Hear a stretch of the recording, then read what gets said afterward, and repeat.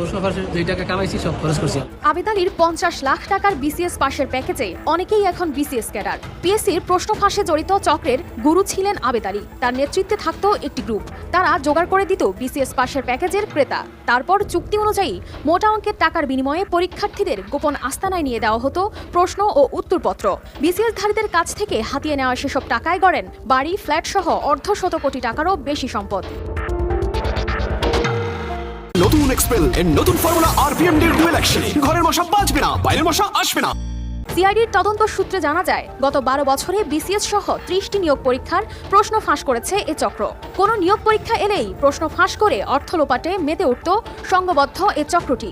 চক্রের সদস্যদের কেউ সংগ্রহ করতেন চাকরি প্রার্থী, কেউ প্রশ্নপত্র পেয়ে করতেন তার সমাধান, আবার কেউ করতেন অর্থের লেনদেন।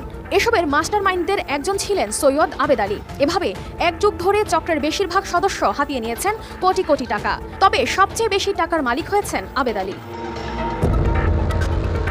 পিএসসির প্রশ্ন ফাঁসে জড়িত চক্রের অন্যতম হোতা আবেদ আলী থাকলেও তার সহযোগী ছিলেন পিএসসির অফিস সহায়ক সাজিদুল ইসলাম। প্রশ্নপত্র সংগ্রহের পর তিনি দিতেন গুরু আবেদ আলীকে। এরপর চক্রের অন্য সদস্যদের মাধ্যমে সেই প্রশ্ন চলে যেত পরীক্ষার্থীদের হাতে। সবশেষ রেলের উপসহকারী প্রকৌশলী নিয়োগ পরীক্ষার প্রশ্ন সরবরাহের জন্য 1 কোটি টাকা পাওয়ার কথা ছিল তার। তবে আবেদ আলী তাকে দেন 75 লাখ টাকা। তদন্ত সংশ্লিষ্ট সূত্র বলছে, প্রশ্নপত্র হোয়াটসঅ্যাপ বা মেসেঞ্জারে দেওয়া হতো না, বরং পরীক্ষার আগের রাতে চুক্তিবদ্ধ পরীক্ষার্থীদের নেওয়া হতো গোপন আস্তানায়। সেখানে তাদের প্রশ্ন ও উত্তরপত্র দিয়ে সেগুলো মুখস্থ করানো হতো। প্রশ্ন ফাঁসের কোনো প্রমাণ না রাখতেই এ পদ্ধতি অবলম্বন করা হয়। তবে এসব প্রশ্ন ও উত্তরপত্র মিলত অর্ধ কোটি টাকার বিনিময়ে। চুক্তি অনুযায়ী একজন প্রার্থীর কাছে প্রিলিমিনারি পরীক্ষার আগে নেওয়া হতো 1 থেকে 2 লাখ টাকা। একইভাবে লিখিত ও মৌখিক পরীক্ষার আগে নেওয়া হতো 1 থেকে 2 লাখ টাকা। নিয়োগ চূড়ান্ত হয়ে গেলে দিতে হতো বাকি টাকা। সরকারি চাকরির ক্ষেত্রে নিতেন 18 থেকে 20 লাখ, আর বিসিএস এর জন্য চুক্তি হতো 45 থেকে 50 লাখ টাকা।